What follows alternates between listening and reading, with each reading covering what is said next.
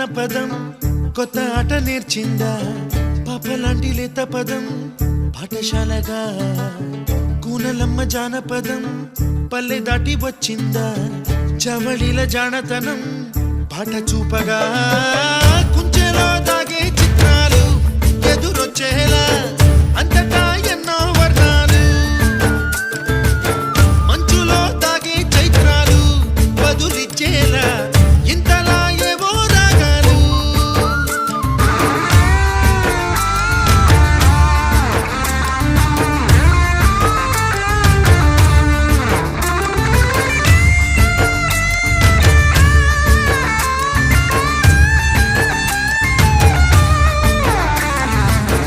ఆకతాయి సందడిగా ఆగలేని తొందరగా సాగుతున్న ఈ పయనం ఎంతవరకో రేపు వైపు ముందడుగా లేనిపోని దుందుడుగా